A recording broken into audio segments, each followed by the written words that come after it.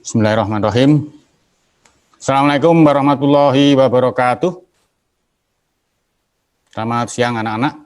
Hari ini kita akan belajar tentang listrik statis, baik secara teori maupun penyelesaian soal-soal yang biasanya muncul di berbagai ujian ya.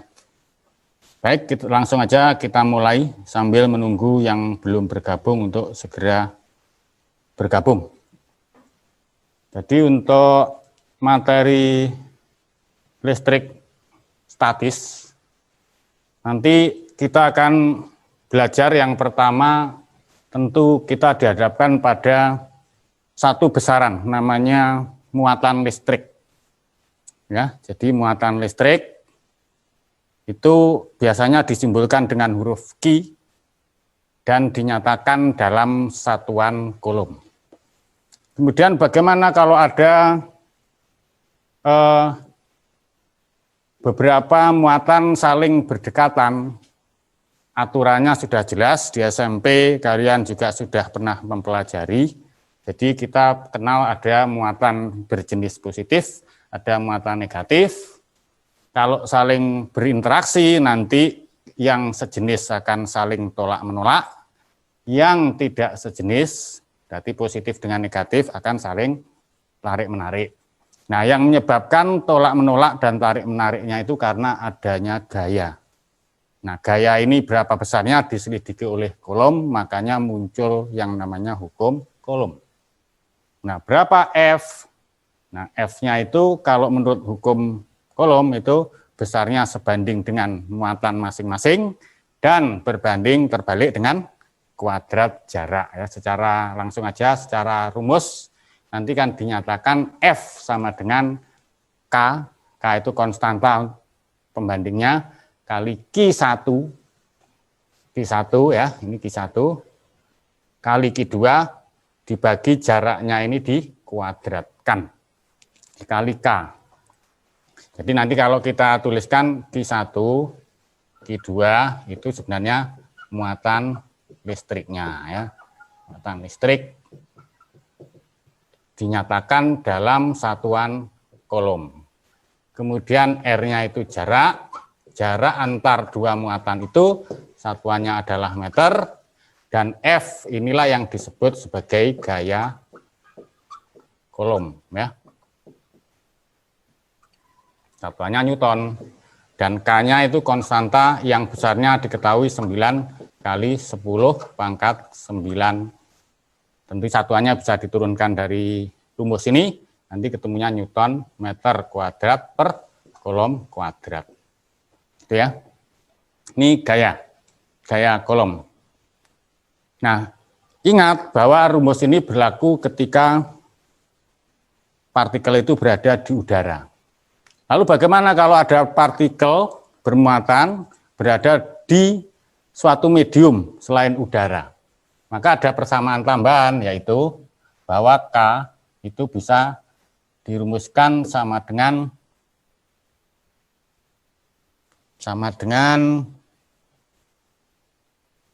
apa ini? 1/4 pi epsilon 0. Yang mana epsilon itu disebut permitivitas vakum, yang besarnya ya epsilon itu sama dengan 8,85 kali 10 pangkat min 12 ya. Nah, kalau misalnya partikel itu berada di suatu medium selain udara, nanti yang berpengaruh di sini, di epsilon ini. Jadi epsilon medium itu dirumuskan sama dengan epsilon relatif kali epsilon udara. Nah, sebagai acuan saja bahwa epsilon relatif, ini epsilon ya bacanya, epsilon relatifnya udara itu sama dengan 1. Berarti selain udara itu lebih dari 1. Gitu. Sehingga nanti kalau kita kembangkan bahwa gaya Coulomb di suatu medium itu akan sama dengan, kalau dilakukan perbandingan langsung aja ini ya, F ketika di udara dibagi epsilon R-nya. gitu ya.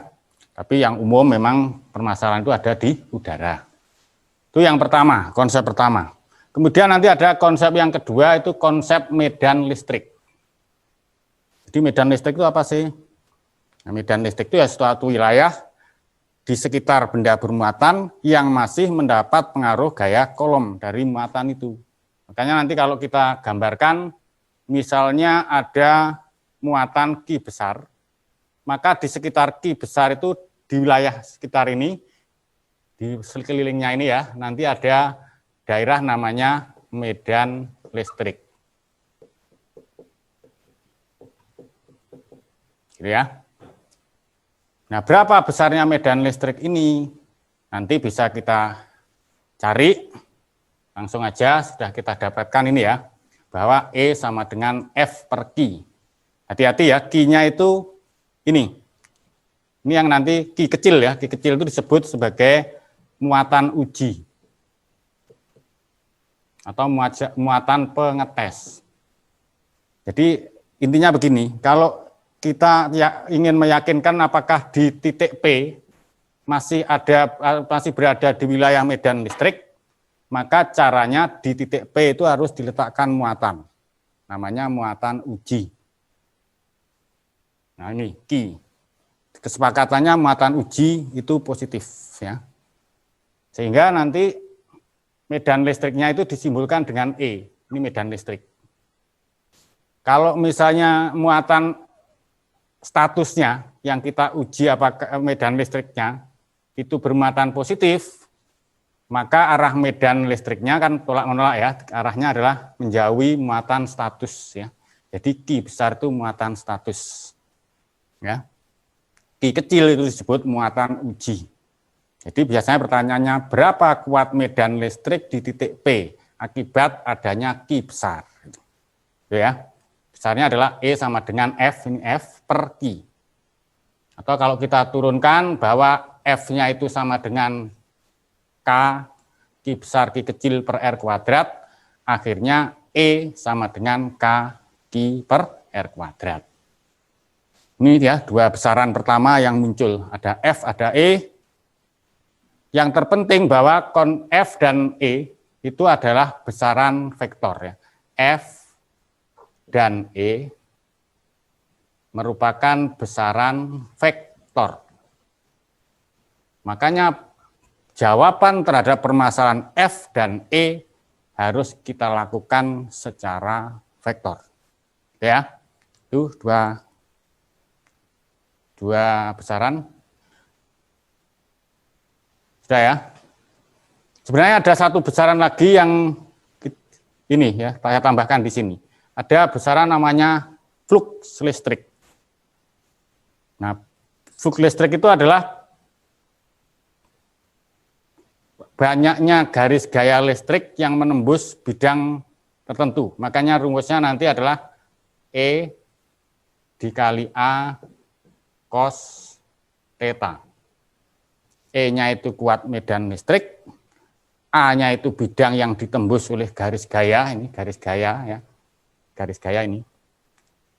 Kali cos theta. Hati-hati, theta itu merupakan sudut antara arah E, arah garis gayanya, dan normal bidang. Ya.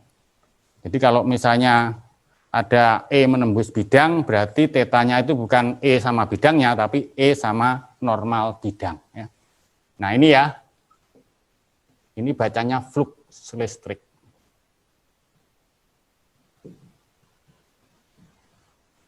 Itu cukup ya. Contoh soalnya seperti ini.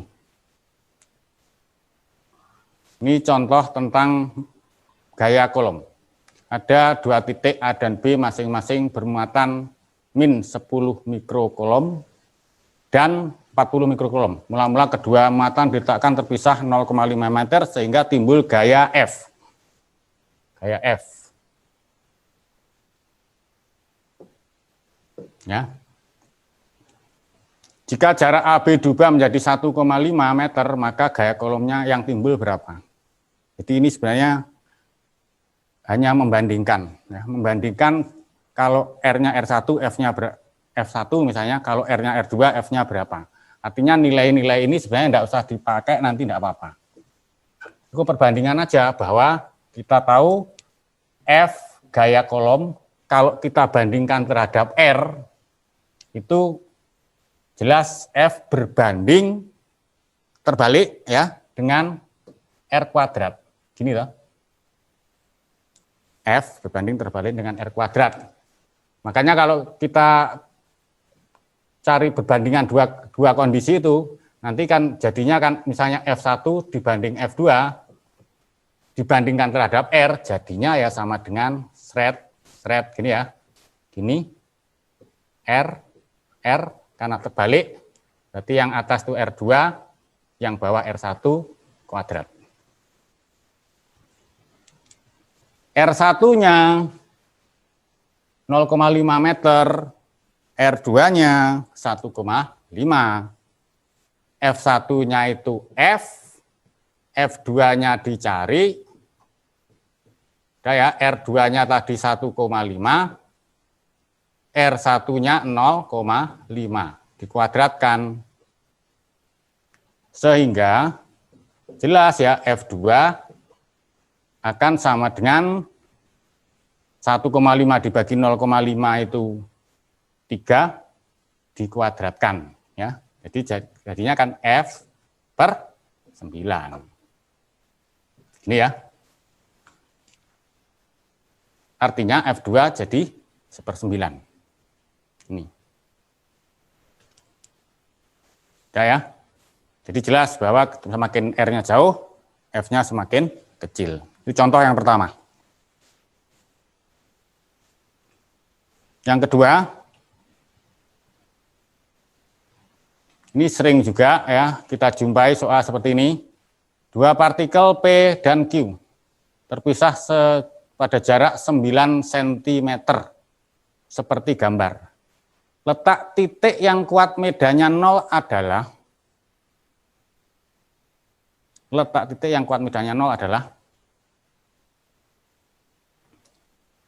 kalau menghadapi soal seperti ini, yang pertama kita lihat misalnya di sini ada dua muatan ya, Ki P sama Ki ya. Ki yang atas itu muatan, Ki yang bawah notasinya. Kita lihat jenisnya dulu. Karena tinjauannya kan tinjauan vektor. Oh, ini Ki P berjenis positif. Ki berjenis negatif. Kemudian ada yang nanyakan, ini apa nanti negatifnya itu katut hitungan atau tidak ya? Ternyata tidak, ini hanya menentukan arah ya. Jadi arah. Jadi kalau misalnya ada dua muatan seperti ini, jenisnya berbeda, di mana letak titiknya? Aturannya adalah kalau dua titik itu jenisnya sama, letak titik yang kuat medannya 0 itu ada di antara dua muatan itu. Saya ulang, jika dua muatan itu jenisnya sama, positif-positif, negatif-negatif, maka letak titik yang kuat medannya 0 itu di antaranya. Tapi apabila dua titik ini jenisnya berbeda, maka letak titik yang medan listriknya 0 itu di samping kiri atau di samping kanan. Bisa kita misalkan, tapi yang informasi saja itu biasanya di samping yang muatannya kecil. Ya. Jadi misalnya ini, di mana letak titik yang medan listriknya 0? Ya kita misalkan, oh di suatu titik di kiri Ki P jaraknya X. Gitu ya. Berarti sebenarnya di mana itu? Di mana letak itu sebenarnya kita mau mencari X ini berapa. Anggap aja ini P titik R. Maka untuk mengetahui apakah ada medan listrik atau tidak di titik R itu diletakkan muatan uji ya, Ki yang positif. Setelah itu baru digambar interaksinya.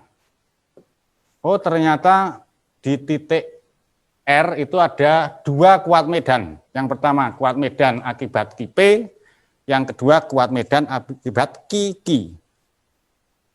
Ki P dengan Ki R tolak menolak, berarti kalau kita gambar ke sana, ke kiri ya, ini adalah EP ya. EP itu maksudnya kuat medan di titik R akibat Ki P. Kemudian Interaksi yang kedua, Ki dengan Ki. Ki-nya negatif, Ki R itu positif. Negatif positif berarti tarik-menarik. Kalau kita gambar, berarti arah kuat medan listriknya di titik R akibat Ki itu arahnya ke kanan. Namanya EQ.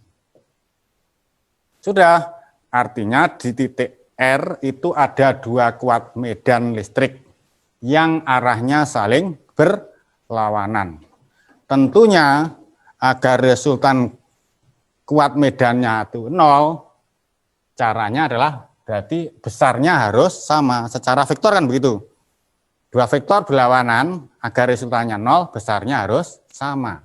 Makanya persamaan awalnya jelas bahwa EP sama dengan EQ. EP itu kuat medan listrik akibat Kp, besarnya jelas K, Kp dibagi jarak muatan uji ke Kp, itu X. Pelan-pelan ya. Kemudian untuk Q juga demikian, K, Q, gitu kan, dibagi jarak Q ke R. Berarti apa itu? Ya 9 plus X ya kuadrat. Sudah ya. Baru nanti K-nya bisa dicoret. Saya kira K-nya bisa dicoret, K coret. Jadi merah ya. Nanti ketemunya P-nya 1. Kalau satuannya sudah sama, saling mencoret, nggak usah diubah, nggak apa-apa. Tetap mikrokolom ya. Kemudian jaraknya X kuadrat sama dengan Q-nya itu 4. Nah ini minnya nggak usah dipasang. Karena min tadi sudah menentukan EQ yang ke kanan itu. Gitu ya. Jangan terus dipasang min 4. Bagi 9 plus X kuadrat. Umumnya soal seperti ini memang angka-angkanya itu angka yang bisa diakar. Karena biar memudahkan, ini kiri kanan ini bisa diakar gini. Akar kan. Jadi akar 1 kan 1 per akar X kuadrat berarti X. Akar 4 itu 2. Akar 9 plus X kuadrat itu 9 plus X. Gitu ya. Perkalian silang ketemunya 9 plus X sama dengan 2X. Sudah? 9 sama dengan 2X min X. Berarti X jelas sama dengan 9 cm. Ketemunya positif, artinya pemisahan kita itu benar. Bahwa letak titik yang kuat medannya 0 itu di kiri P. Jaraknya berapa? 9 cm. Itu. Udah ya. Jadi ini. Ada pertanyaan, lalu bagaimana misalnya saya memisalkan ini di kanan boleh enggak? Ya boleh saja, nanti jawabannya mesti negatif. Kalau jawabannya negatif, berarti itu nanti dibalik gitu ya. Jadi contoh misalnya cara kedua, oh ini saya misalkan ke kanan aja sejauh X, enggak apa-apa. Berarti di titik R yang kanan ini nanti ada muatan uji yang jelas nanti EP itu arahnya ke kiri tetap EQ ya, EQ ke kiri karena muatan ujinya positif, Q-nya negatif, kemudian EP itu ke kanan. EP ke kanan, tumpuk nggak apa-apa ya. Tetap persamaannya adalah EQ sama dengan EP. EQ-nya itu K kali 4 ya, per X kuadrat sama dengan K, EP-nya itu ini 1 Kp ya, per 9 plus X. Gitu ya, K-nya dicoret, nanti jadinya 2 per X sama dengan 1 per 9 plus X. 2 per X plus sama dengan 1 plus 9 per X. Perkalian silang ketemunya nanti jelas ya, 18 plus 2X sama dengan X. Berarti X sama dengan min 18 cm. Loh, min 18. Berarti min 18 itu saya misalkan ke kanan ini, ke kanan ya. Min 18 itu artinya pemisalan saya terbalik. Yang betul apa? Jaraknya 18 ke kiri ke sana. Ya, 18. Berarti kan sama saja. Kalau dari Q itu 18 ke kiri, dari QP itu 9 ke kiri, berarti kalau kita jumlahkan kan pas ya, 9 tambah 9 sama dengan 18. Makanya nanti ketika menghadapi soal seperti ini, enggak usah khawatir, ini tak misalkan di kirinya atau di kanannya ya. Boleh dibolak-balik, nanti hasilnya sama saja. Asalkan secara fisik kalian paham. Gitu ya.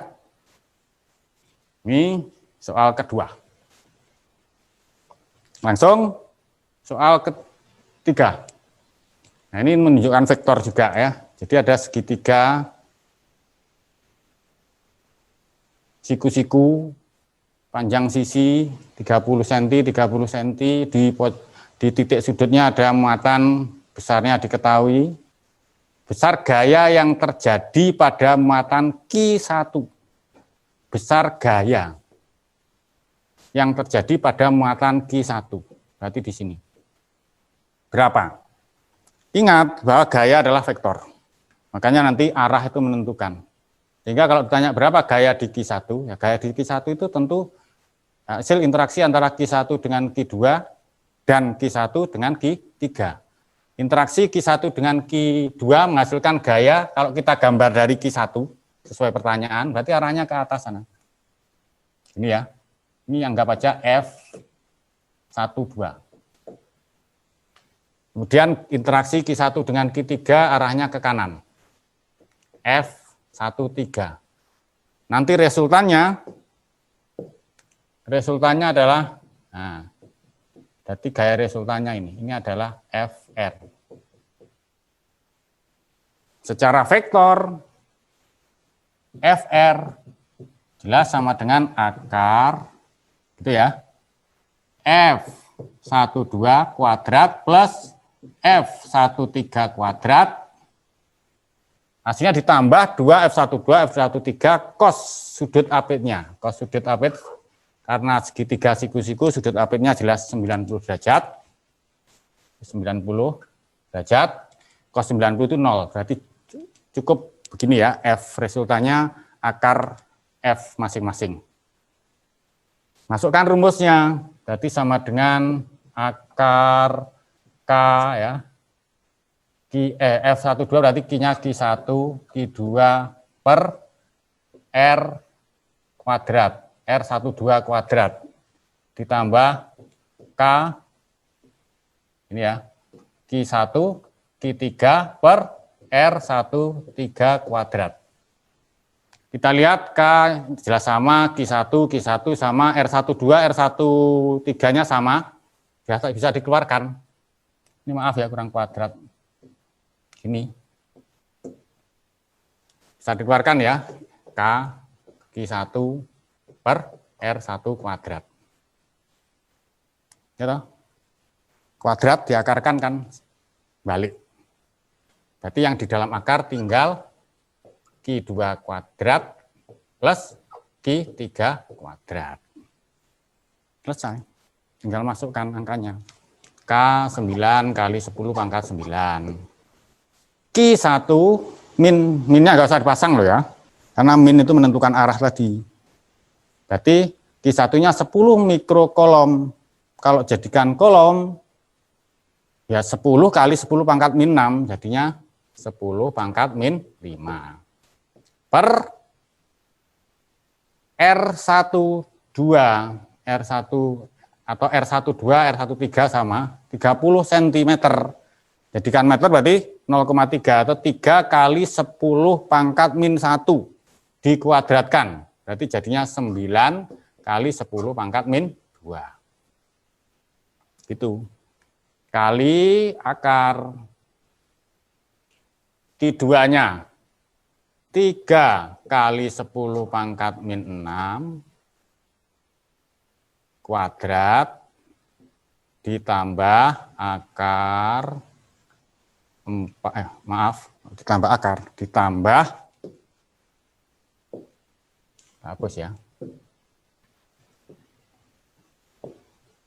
Ditambah dalam kurung ya, 4 kali 10 pangkat min 6 kuadrat. 10 pangkat min 6 kuadrat keluar. Coba akar 10 pangkat min 6 kuadrat kan jadi 10 pangkat min 6. Berarti 10 pangkatnya itu ada 10 pangkat 9 kali 10 pangkat min 5 itu 10 pangkat 4 kali 10 pangkat min 6 berarti 10 pangkat min 2. Dan 10 pangkat min 2 berarti 10 pangkatnya hilang. 9 dengan 9 coret hilang. Berarti yang tersisa tinggal akar 3 kuadrat plus 4 kuadrat. Tinggal ini aja. 3 kuadrat plus 4 kuadrat. Berarti sama dengan gitu. Vektor ya. Jadi ingat bahwa gaya dan medan listrik itu besaran vektor. Sudah. Oke. Yang ketiga yang sering muncul juga ada gambar seperti ini. Dua bola identik bermuatan. Jadi muatannya Q dan Q. Dan bermasa, masanya M, di sini M. Ya. Jadi M. Kemudian tali membuat sudut theta 30 derajat. Di tetanya ini 30 derajat. Berapa tegangan tali? Nah, untuk menjawab seperti ini, kalian harus tahu gaya yang bekerja pada muatan tersebut. Kita pilih misalnya muatannya yang kanan ya. Di muatan yang kanan itu nanti jelas ada gaya. Yang pertama, karena interaksi antara Q dan Q, jelas ada gaya kolom ya. Tolak menolak. Berarti kalau kita gambar dari Q kanan itu arahnya ke kanan kan, F kolom. Besarnya K Q kuadrat per A kuadrat. Kemudian ada tegangan tali, gitu. Ini. Dan yang ketiga jelas karena benda atau partikel bola tadi bermasa, dia punya gaya berat menuju pusat bumi, W ya, M kali G. Nah, berapa tegangan tali? Bisa kita uraikan, T itu kan miring ya, diuraikan misalnya yang vertikal ke atas, theta nanti berseberangan di gini ya, theta. Artinya yang arah vertikal ke atas itu justru sama komponen T, tegangan tali ini. Yang vertikal itu sama dengan T cos. Karena samping kan, mepet dengan sudut ya. Kemudian komponen T yang horizontal, ini justru sama dengan T sin theta. Makanya kalau ditanya berapa tegangan talinya, bisa pakai alternatif pertama ya, bahwa T sin theta, seimbang kan ini ya, T sin theta sama dengan K Q kuadrat per A kuadrat, boleh. Atau pakai yang arah vertikal. Kalau vertikal berarti T cos theta sama dengan M kali G. Dilihat pola opsi jawabannya. Oh, ternyata anginnya kok ke MG ya. Berarti kita pakai yang bawah. Berapa T? Maka T akan sama dengan MG per cos theta. Kalau theta-nya 30 derajat, berarti nilai T sama dengan MG per cos 30 derajat itu setengah akar 3. Kembangkan, ketemunya berarti M2MG per akar 3. Kalikan akar 3 per akar 3. Jadinya akar 3 kali akar 3 itu 3, berarti sama dengan 2 per 3 MG akar 3. 2 per 3 MG akar 3, berarti ini contoh yang nomor 4. Oke. Lanjut, teori yang berikut, yang lebih sederhana, tentang energi potensial dan potensial listrik. Konsepnya begini, yang energi potensial. Kenapa kok saya gambar panah begini ya? Jadi yang namanya energi potensial listrik itu usaha yang dilakukan oleh muatan status ya, untuk memindahkan muatan uji dari suatu tempat ke tempat lain yang berjarak R. Jadi ini bayangkan ada muatan saya bergeser dari suatu tempat ke tempat R. Maka usaha untuk memindahkan itu namanya energi potensial.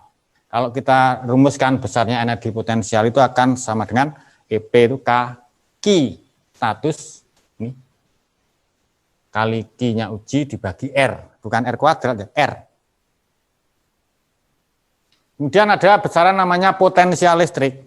Nah, potensial listrik itu energi potensial per muatan uji. EP per Q, Q uji.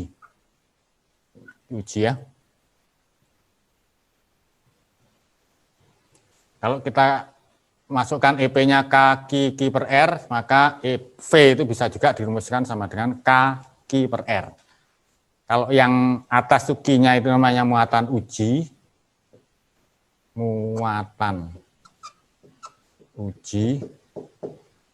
Kalau yang ini sering kita sebut sebagai muatan status. Ya. Jadi beda. Kemudian prinsip yang utama adalah bahwa dua besaran itu merupakan besaran skalar. Jadi beda dengan konsep gaya dan medan listrik. Jadi lebih sederhana karena skalar, penyelesaian persoalan yang terkait dengan EP dan V lakukan dengan cara-cara skalar. Gitu. Contohnya ini, memang saya buat sama, cuma yang ditanyakan beda. Ada gambar yang persis sama dengan soal sebelumnya. Besarnya sama. Cuma sekarang yang ditanyakan energi potensialnya berapa. Di Q1.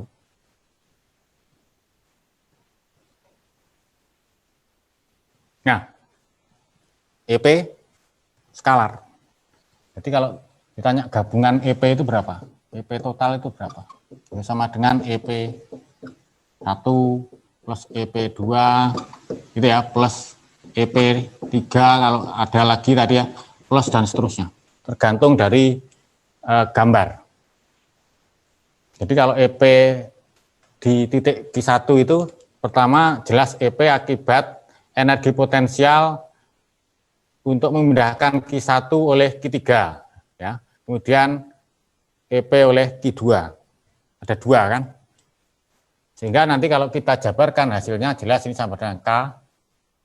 Karena P1 itu EP-nya Q1 dan Q2. Berarti nilainya ya sama dengan Q1, Q2 per R kuadrat, bukan R kuadrat ya, R. Plus K Q1, Q3 ya, per R. R-nya sama. Udah? Masukkan angkanya. K berarti 9 kali 10 pangkat 9. Gini aja ya, karena sama-sama K. Sama-sama Q1 juga.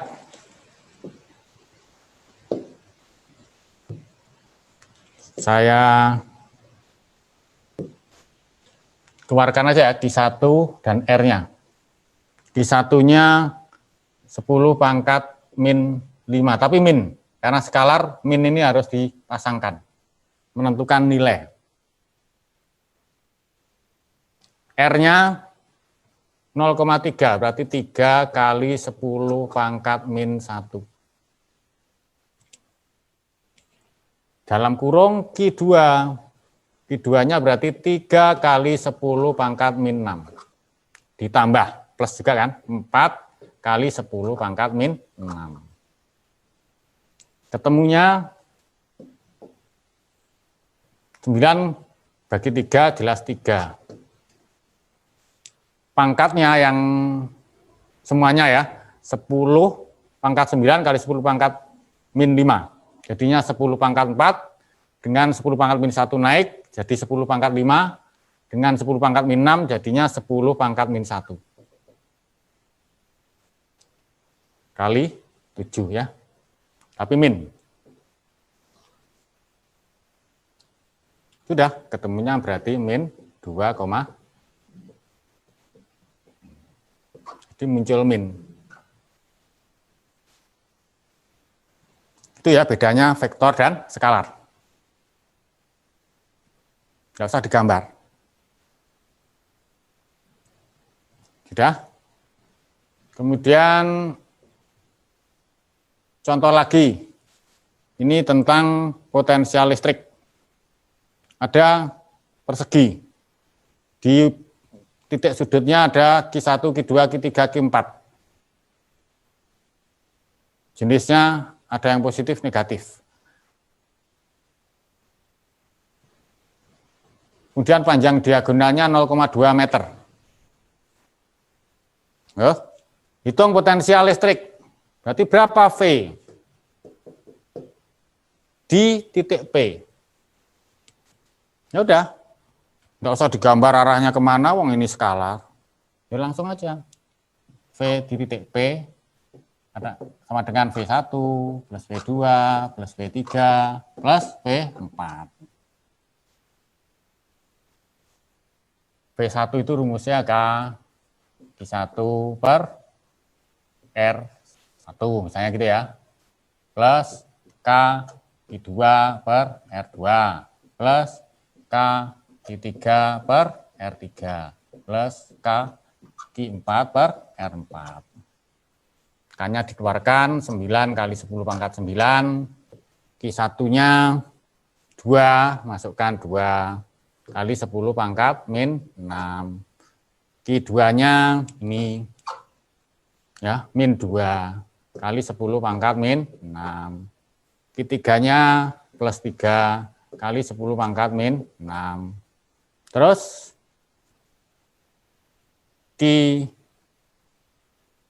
Q4-nya min 6 kali 10 pangkat min 6 dan R-nya sama, di sini aja keluarkan ya. R-nya itu kalau panjang diagonalnya 0,2 berarti ini jelas separuhnya ya 0,1 bagi 0,1 10 pangkat min 1. Makanya ketemunya adalah 9 kali 10 pangkat 10 dalam kurung 2 min 2, 0, tambah 3, min 3, min 6, berarti jelas min 3, kali 10 pangkat min 6. Makanya ketemunya adalah min 27 kali 10 pangkat 4. Volt. Berarti ini. Lebih gampang ya kalau skalar. Oke.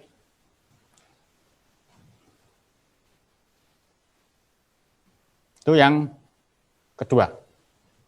Yang ketiga, saya ingin membicarakan teori tentang hukum Gauss. Jadi hukum Gauss itu kalau disampaikan bunyinya begini, jumlah garis-garis medan listrik yang menembus suatu permukaan sebanding dengan muatan yang ada di dalam permukaan itu. Jadi jumlah garis medan listrik atau jumlah garis gaya listrik itu yang tadi loh, yang kita sebut flux tadi loh ya. kita sebut flux gini ya. Yang kalau kita ingat sama dengan E kali A cos theta. Yang umum theta cos theta itu yang maksimal, kita ambil yang maksimal 1 ya. Nah, jadi cos theta itu 1 itu artinya kita anggap bahwa ini garis gaya E ya, ini A-nya. Theta itu kan sudut antara E dan bukan A dan normalnya A. Jadi kalau seperti ini tetanya 0. Cos 0 itu 1.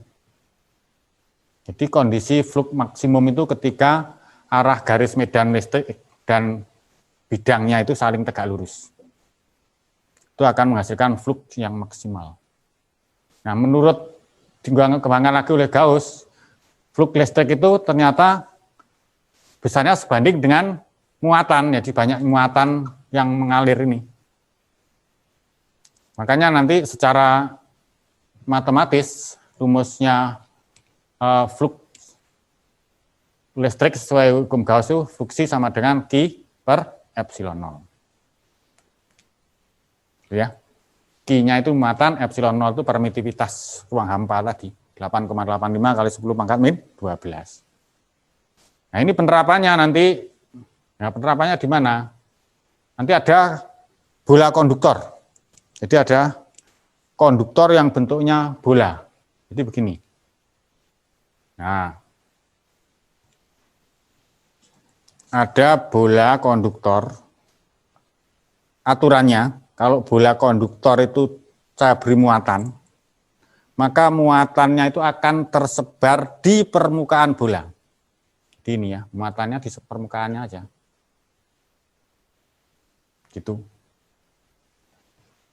Makanya nanti kalau tanya berapa kuat medan listrik pada bola konduktor, tergantung di mana. Makanya Gauss itu membaginya di 3. Ada wilayah di sini. R-nya R kecil.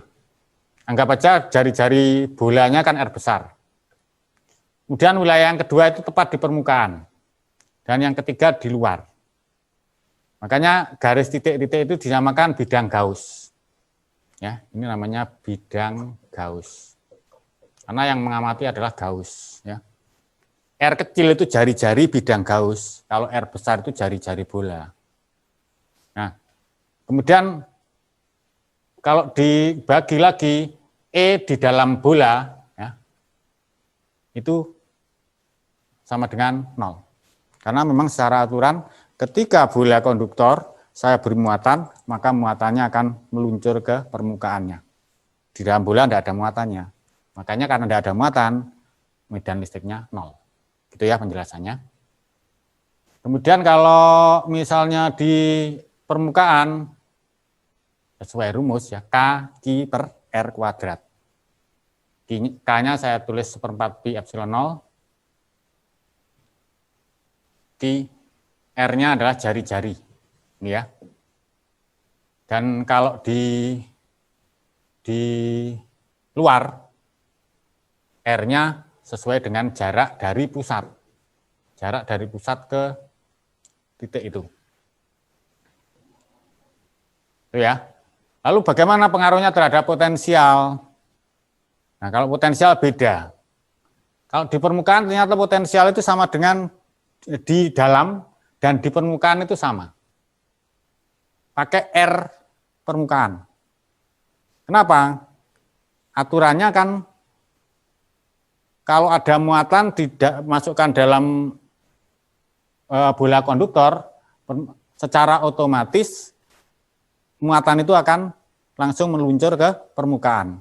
Makanya kalau ditanya berapa usaha untuk memindahkan muatan dari dalam bola ke permukaan itu sama dengan 0 usahanya. Artinya apa? Usaha itu kan EP akhir dikurangi EP awal. Kalau usahanya 0 berarti EP akhir dan EP awalnya sama.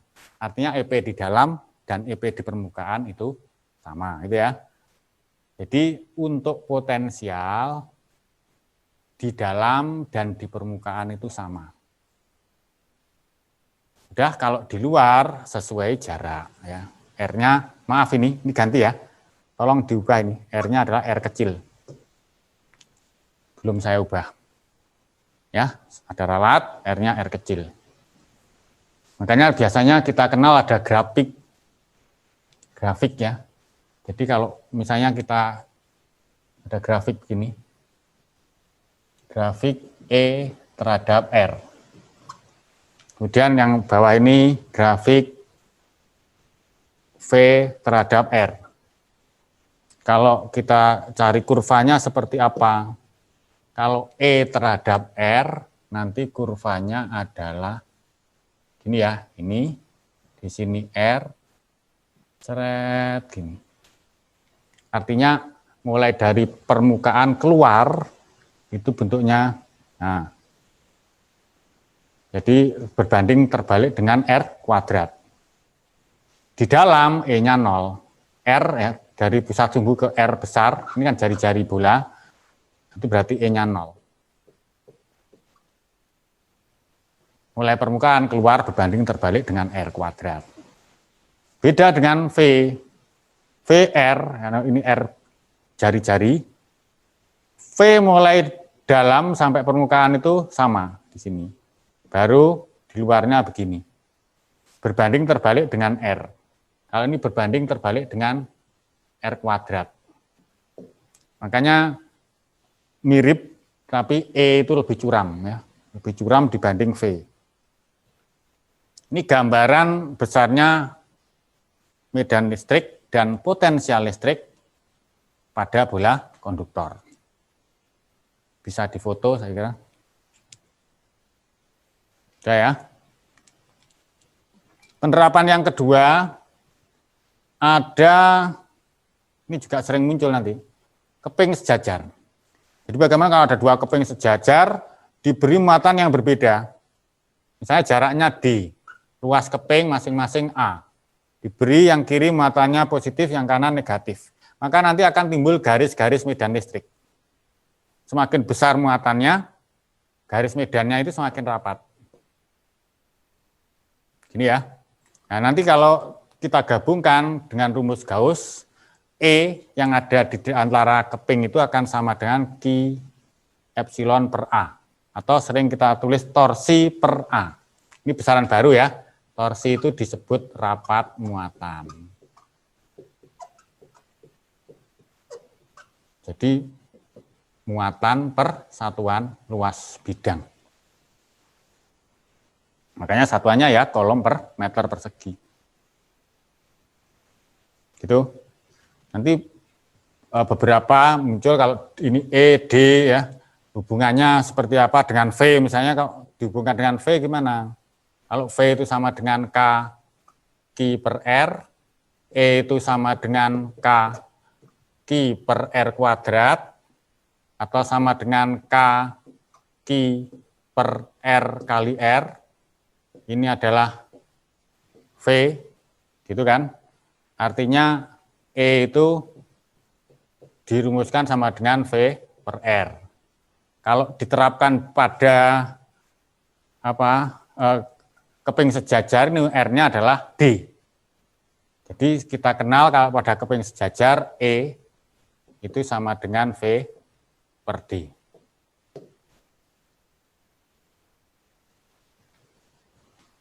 Itu ya. Selesai kira-kira yang teori ini. Contoh soalnya, bola konduktor sederhana saja. Untuk pengingat, jadi sebuah bola konduktor jari-jarinya 9.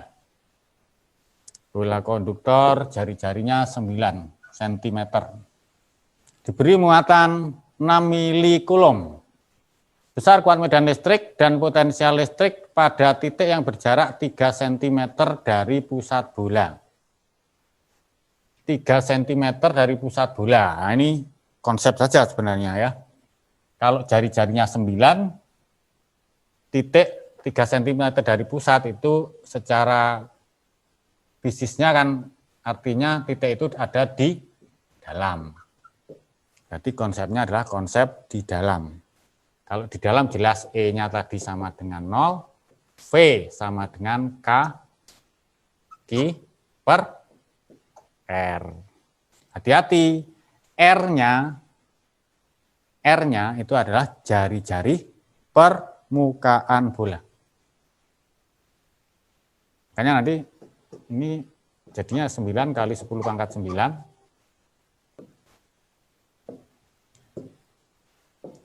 Ya, kali Q-nya itu 6. Mili kolom itu ya 10 pangkat min 3 kolom ya. R-nya ini yang pengecohnya. Kalau nggak hati-hati karena ditanya jaraknya 3, tulisnya 3. Padahal harusnya adalah 9 ya. 9 kali 10 pangkat min 2. Gitu kan? 9, 9. Jadi hasilnya 6 kali 10 pangkat yang atas itu pangkat 6, 10 pangkat min 2 naik jadi 10 pangkat 8 ya. 8.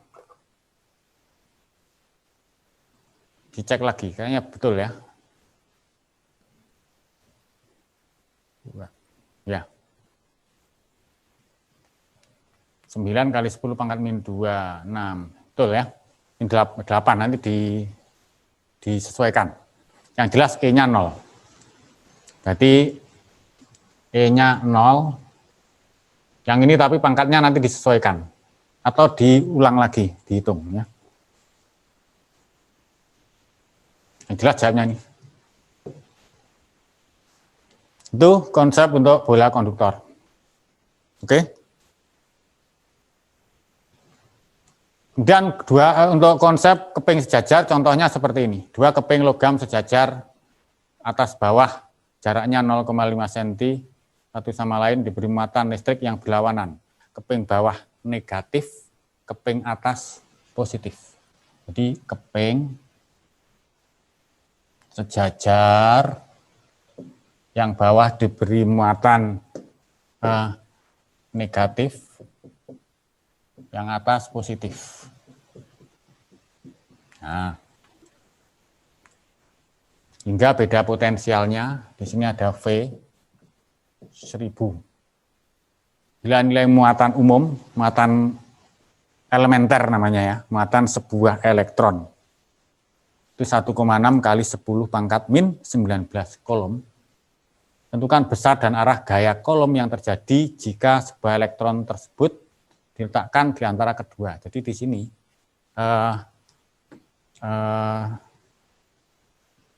sini saya letakkan muatan. Besarnya misalnya simbolkan muatan elementer itu, biasanya simbolkan E. Saya tulis di sini ya biar ingat ya, E sama dengan min 1,6 kali 10 pangkat min 19 kolom. Jadi muatan sebuah elektron. Nah, apa yang terjadi? Jelas elektron nanti akan bergerak ke atas. Besar dan arah gaya kolomnya berapa? Kalau tanya berapa, nah, arahnya kemana? Jelas ke atas. Ya toh? Karena elektron itu bermuatan negatif, jelas akan ketarik oleh elemen atau keping yang bermuatan positif ke atas. Nah, berapa besarnya? Ya, kita sebenarnya menghubungkan antara E dan V. Terhadap F ada D ya, D-nya ada. Gitu kan? Sebenarnya F itu sama dengan QE kan, atau E kecil kali E besar. Benar ya? QE atau EE. Terus E besar, medan listriknya tadi kan sama dengan V per D. Jadi hubungan F dengan V seperti ini. Enggak ya? Tinggal masukkan, ketemunya adalah 1,6 kali 10 pangkat min 19, V-nya 10.000, 10 pangkat 4. Dibagi D-nya 5 kali 10 pangkat min 3. Berarti ketemunya jelas 1,6/5 itu 3,2/10 ya. 3,2/10. Berarti tinggal 10 pangkat min 2 yang bawah. Yang atas 10 pangkat 15. Ya. Benar ya, pangkat min 15 dengan 2 ketemunya min 13. Newton. Gitu. Arahnya ke atas. Gitu ya, itu konsep keping sejajar. Ke atas seperti ini ya. Oke. Sudah. Yang terakhir tentang kapasitor. Tahu ya kapasitor? Biasanya alat untuk menyimpan muatan. Jadi kalau ada alat listrik butuh smooth dalam naik turunnya tegangan itu biasanya diberi kapasitor. Model-modelnya seperti ini. Ada yang digulung gitu ya. Jadinya yang begini. Simbolnya begini. Karena memang kapasitor itu ada 2 keping sejajar. Biasanya di antaranya itu diletakkan zat yang namanya zat dielektrik. Nah, kemampuan kapasitor dalam menyimpan muatan itu namanya kapasitas kapasitor. Kemampuan kapasitor menyimpan muatan listrik. Namanya kapasitas kapasitor yang nanti secara rumus itu sama dengan Q per V.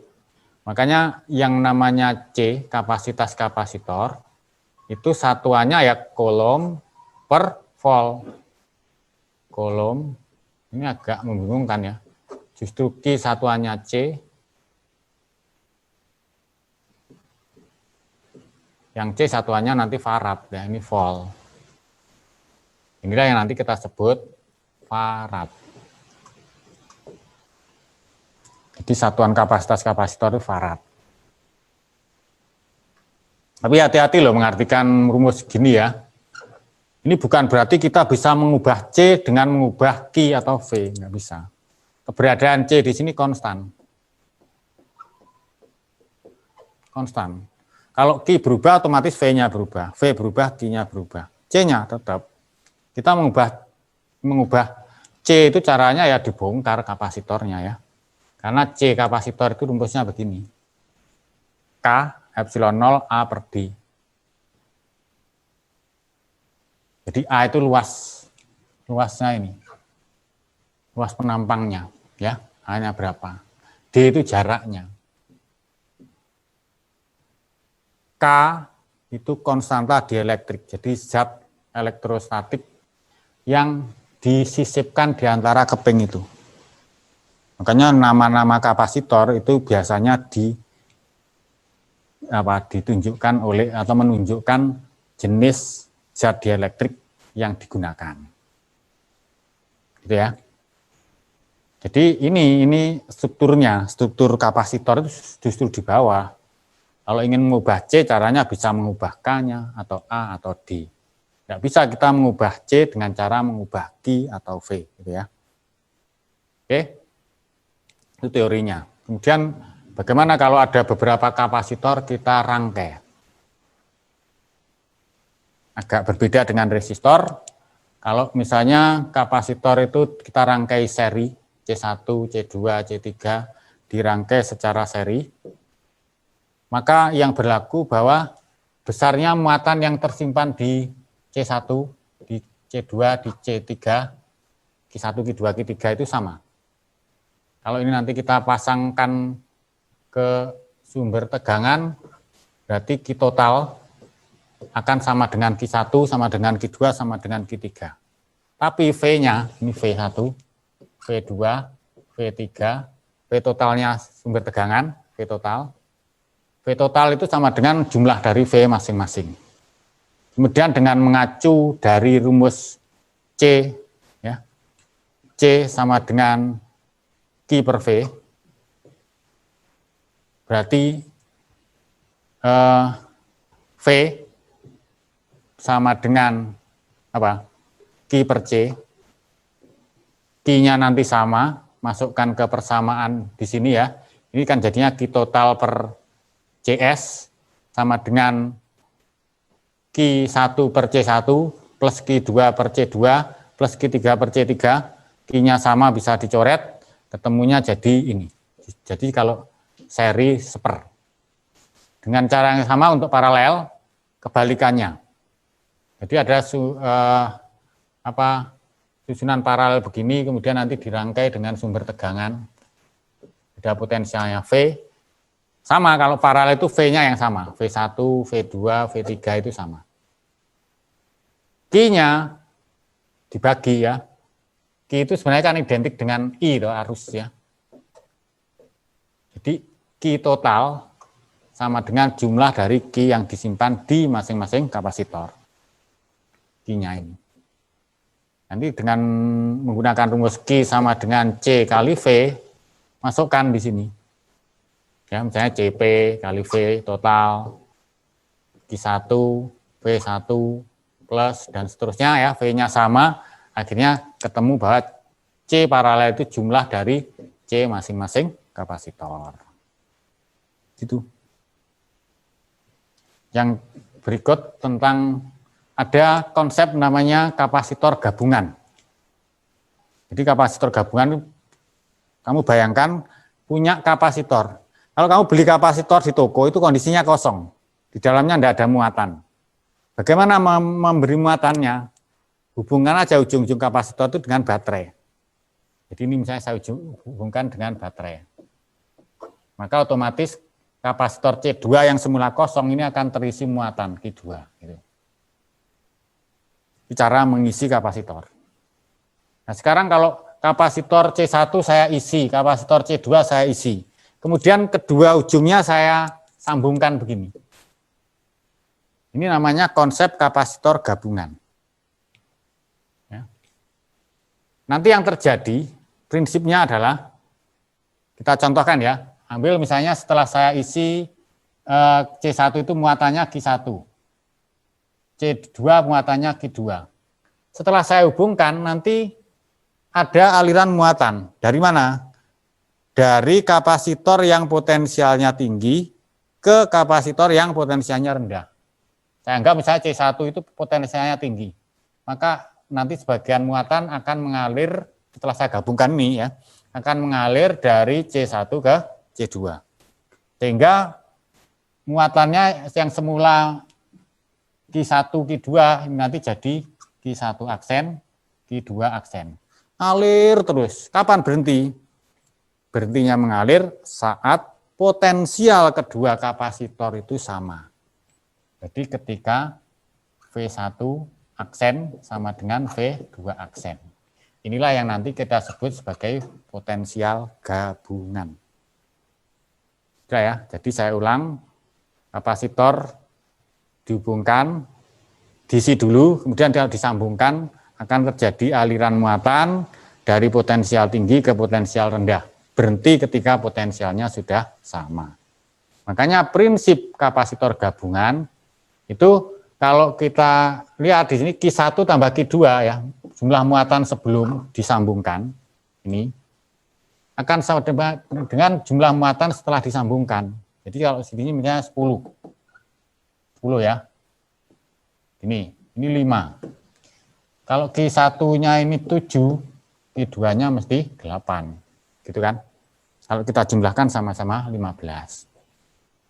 Kemudian sebenarnya prinsip yang kedua itu yang ini V1 aksen sama dengan V2 aksen sama dengan V gabungan. Gitu. Ya. Sehingga nanti kalau kita masukkan ini C1 V1 plus C2 V2 sama dengan Q1 aksen itu C1 V1 aksen. C2 V2 aksen. V1 aksen sama dengan V2 aksen sama dengan V gabungan, masukkan akhirnya ketemulah rumus V gabungan. Ini ya. Bisa dikembangkan sama dengan C1 V1 plus C2 V2 dibagi C1 plus C2. Itu. Kemudian yang terakhir, energi yang tersimpan dalam kapasitor itu ini. Setengah CV kuadrat. Sudah ya? Selesai. Tinggal soalnya.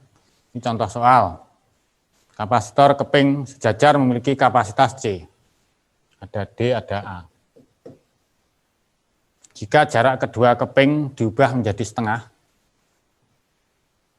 di antara kedua keping disisipi bahan dielektrik dengan konstanta dielektrik 2, kapasitasnya menjadi berapa? C sama dengan K epsilon 0 A per D. Soal itu sebenarnya menggambarkan dua kondisi, ya, mengubah K dan mengubah D, hanya tidak diapa-apakan. Makanya kalau kita bandingkan antara C1 dan C2, perbandingannya jelas sama dengan K1 per K2, karena C dengan K berbanding lurus, terhadap D berbanding terbalik, berarti D2 per D1. C1-nya itu C, C2-nya C2, kita cari.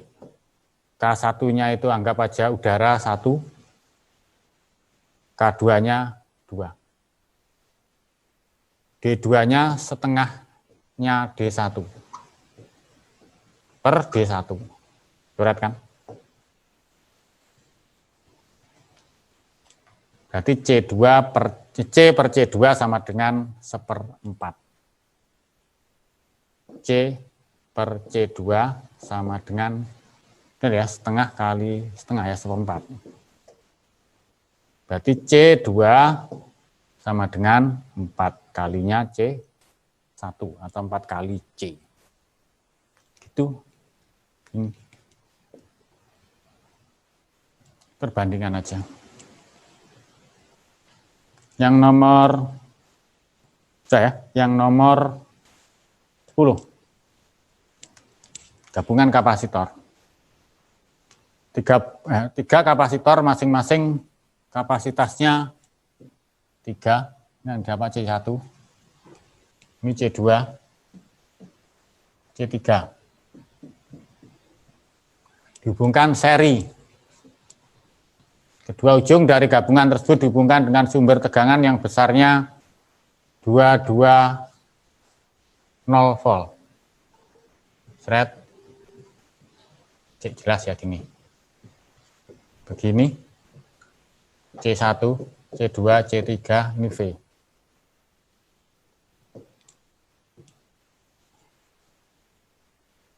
Berapa tegangan antara ujung-ujung 3F? 3F itu berarti yang ini. Berarti berapa V1?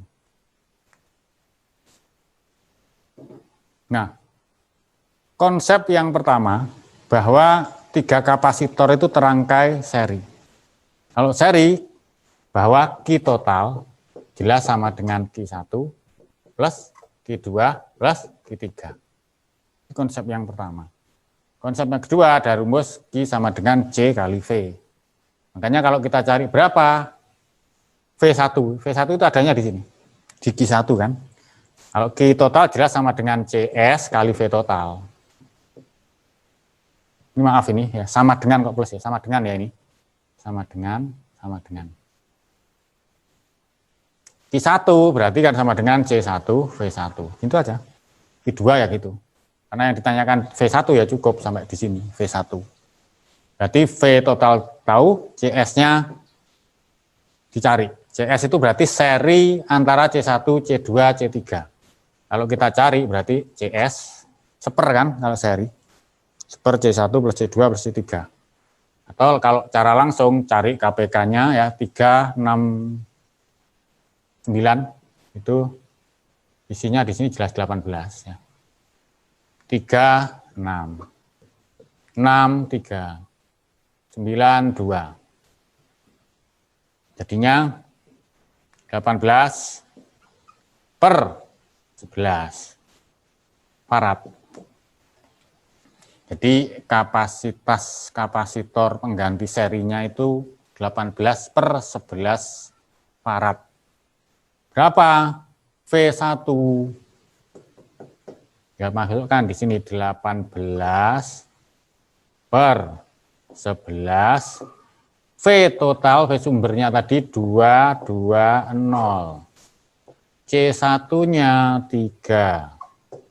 V1-nya ditanyakan. 11 dengan warnanya beda ya. 11 dengan 22 bisa dicoret, hasilnya berapa? 20 ya. 3 dengan 18, 6. Udah, berarti V1 sama dengan 120 volt. Gitu. Nanti kalau paralel gimana? Pikirkan ya. Oke.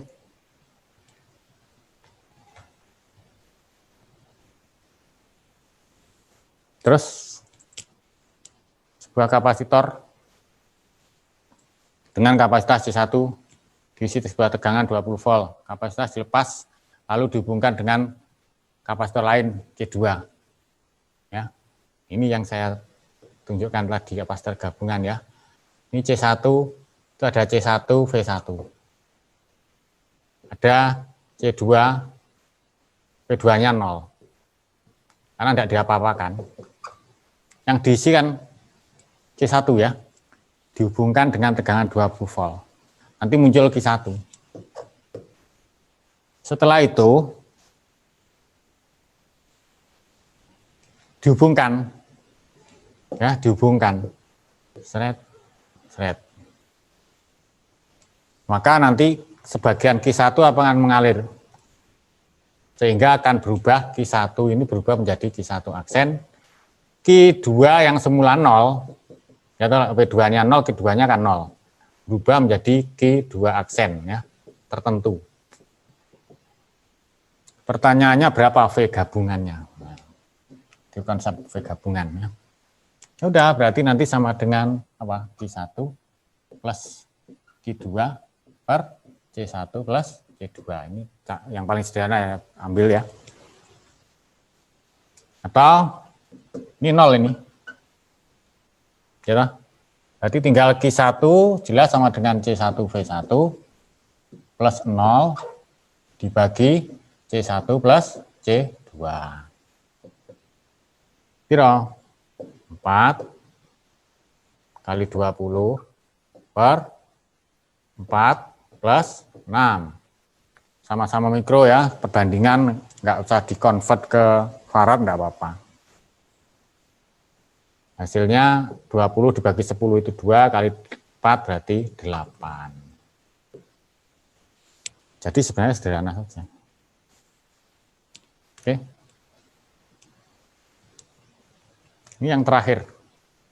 Nanti dibuka tanya jawab nggak apa-apa. Tentang energi. Berarti kan gambar rangkaian kapasitor. Besar energi listrik pada kapasitor gabungan. Piro? Berarti ya setengah CV kuadrat ya. Kalau kita lihat yang diketahui loh. Ada V, ada C. Cuma C-nya kan gabungan ya. Jadi kalau tanya berapa W sama dengan setengah C V kuadrat.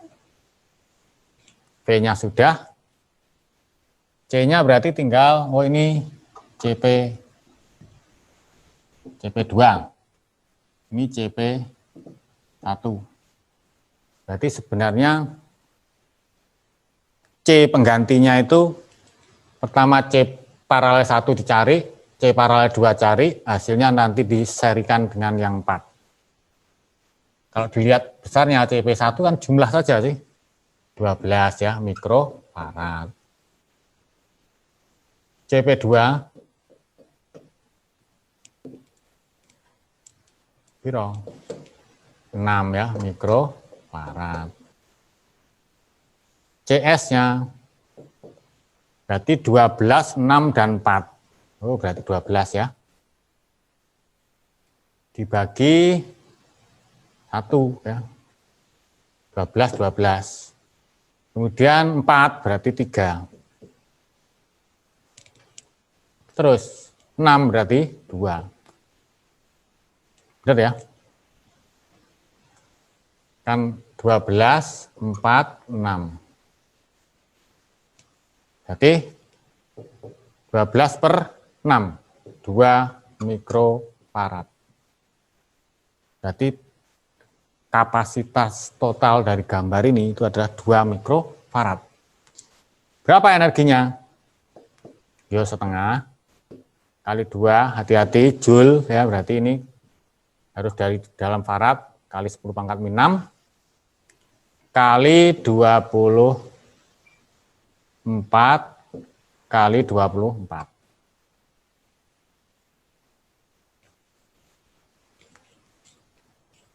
Benar? Ya. Hasilnya ini coret. Berarti tinggal 24 kali 24 aja. 24 ya, 6, kan enggak pas ini jamnya. 6, 16, 8, 9, 8, 4 ya, 6, 7, 5 ya, 576. 576 kali 10 pangkat min 6. Atau ya 5,76 kali 10 pangkat min 4. Itu. Oke, selesai. Begitu untuk hari ini. Selesai. Untuk materi listrik statis. Silahkan kalau ada yang ditanyakan. Ada waktu 3 menit. Unmute. Tanya. Raise hand.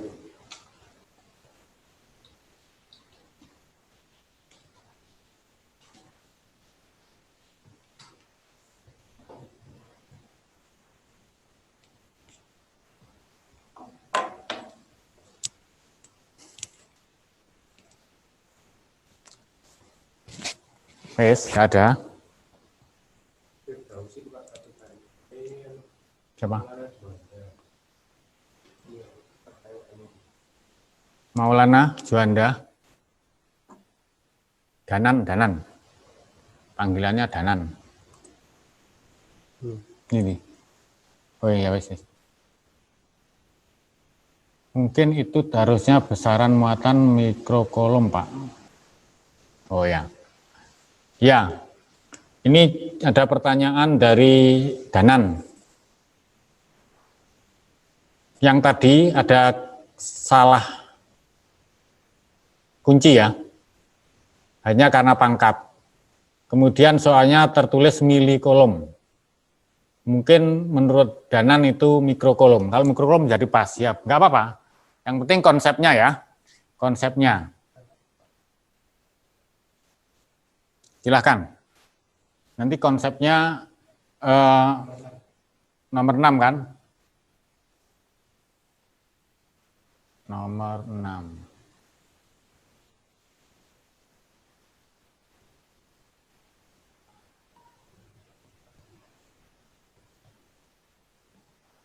Nah, ini.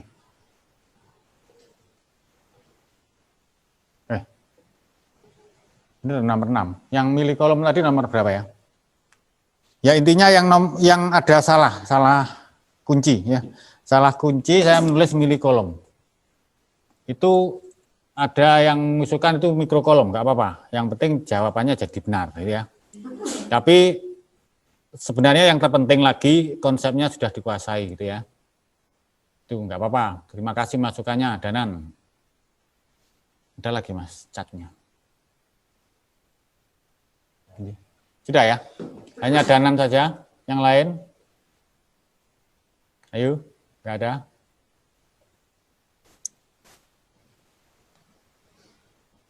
Sudah ya? Tutup ya? Saya kira cukup untuk hari ini.